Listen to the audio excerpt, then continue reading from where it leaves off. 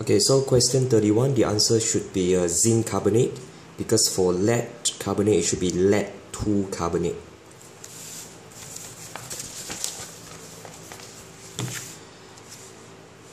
Okay, question 32, the reaction between iron 3 ions and iodide ions is represented by the equation. Which statement is correct? Now let's go through the statement one by one. Iron 3 ions are oxidized. Now iron 3 ions, what does it become?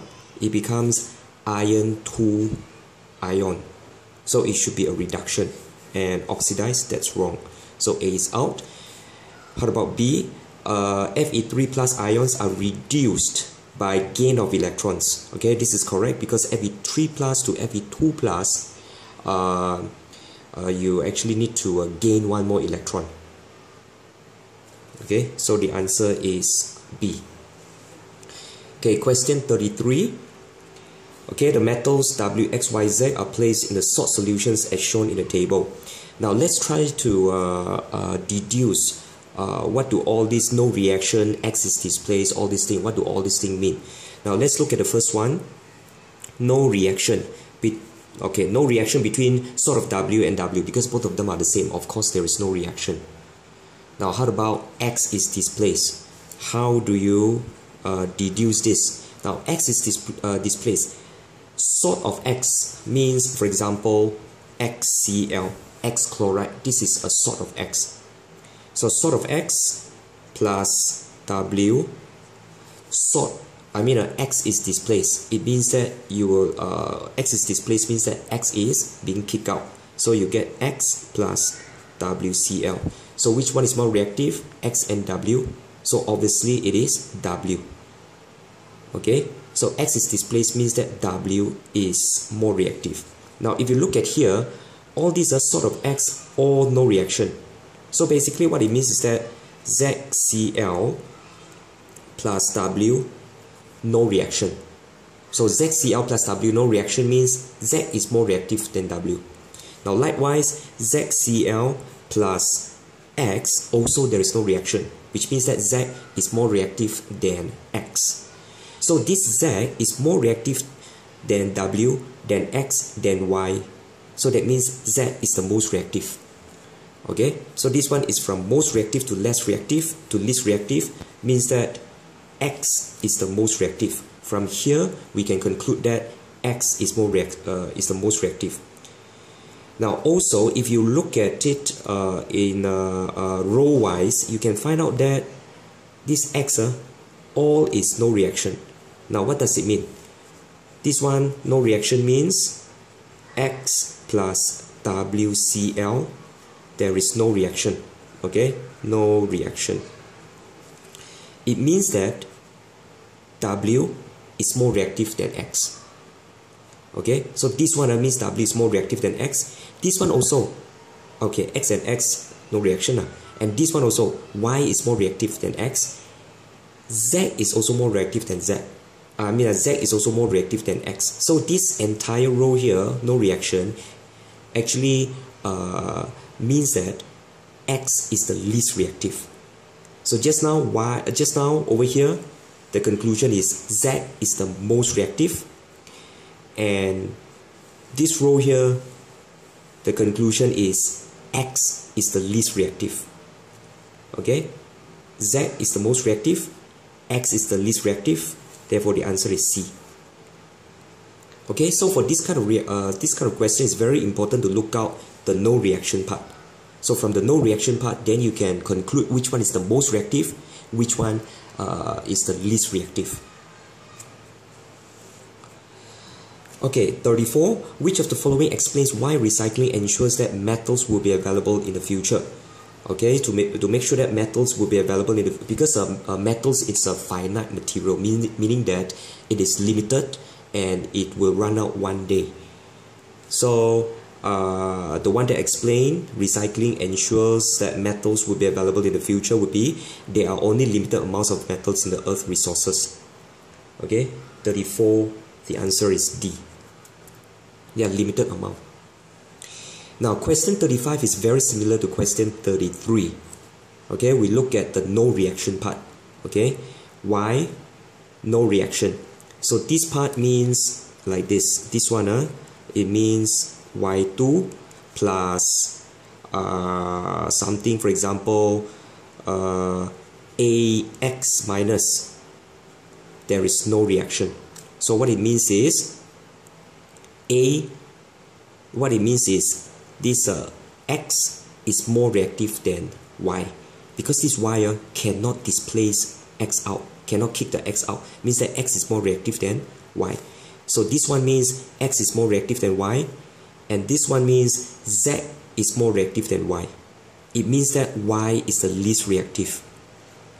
Least reactive.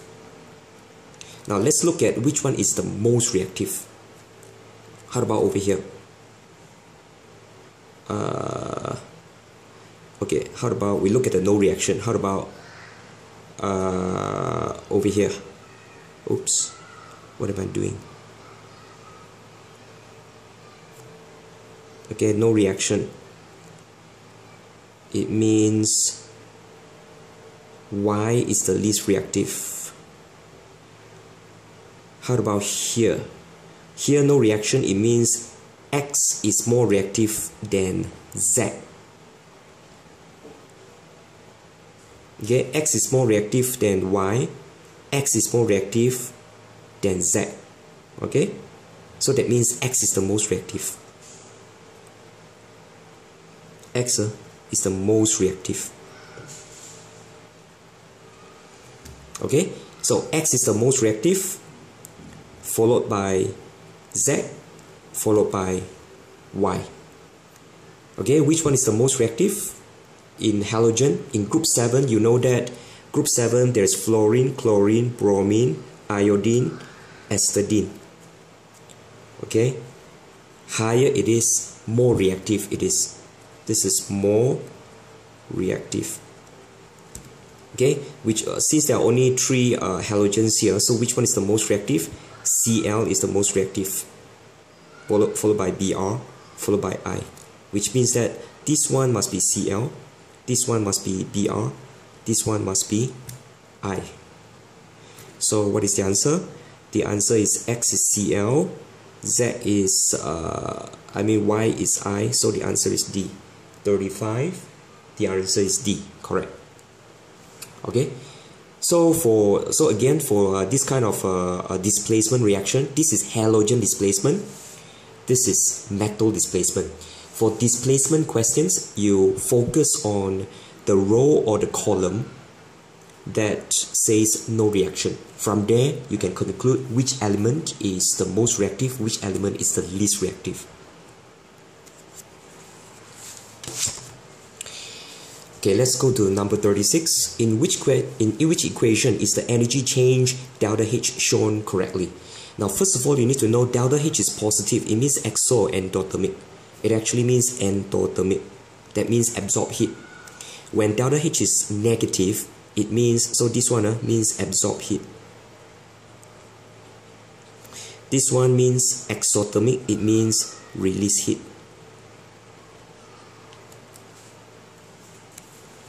Okay, let's look at it. Solid to become solid and gas. So some of the solid particles actually become gas particles. So heat energy must be absorbed. Okay, for solid particles to become gas particles, because gas particles definitely have more energy than the solid particles. So in order for this process to occur, the heat energy must be absorbed. So endo, absorb heat. So the answer is A. Let's look at other options. You have CH4 and then carbon and hydrogen. Now CH4 is like this.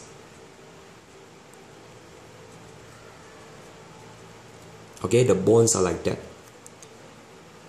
So in order for CH4 to become carbon and hydrogen separately like this, all these bonds must be broken. In order to break bond, energy must be absorbed. And delta H negative release energy, so it's wrong. How about here? Liquid to gas. Liquid to gas, heat must be released. Liquid to gas, heat must be absorbed, because gas particles have more kinetic energy than the liquid particles. So this one, heat energy must be absorbed. So negative means release heat energy. How about for the last option, for D? CH4 plus O2, you get CO2. Now this is actually a combustion. Okay, when you see combined with oxygen, it means combustion. And combustion, you know that is an exothermic reaction. So this is not an exothermic reaction. Therefore, it is wrong also. So the answer is A. Okay, how about 37? Hydrogen and chlorine react. Why is the reaction exothermic? Now for this reaction, there are bonds broken, there are bonds formed. Okay, obviously the bonds need to be broken first, then after that the bonds are being formed. But we don't know which one requires more energy. So for a reaction to become an exothermic or endothermic, it has nothing to do with the number of bonds which are broken or formed. Okay, it has something to do with the amount of energy absorbed for bond breaking and the amount of energy released from bond forming. So in this case, exothermic, which one is more? Energy absorbed more or energy released more? Exothermic must be energy released more. So more energy is produced by forming bonds than is needed or absorbed to break the bonds. So the answer is D. Because exothermic means energy is released to the surrounding. So more energy is being released compared to energy that is being absorbed.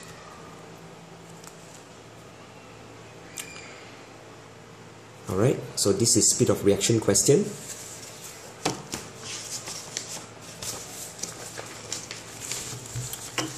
Another speed of reaction question. And let's go to the last question. Which of the following statement is true?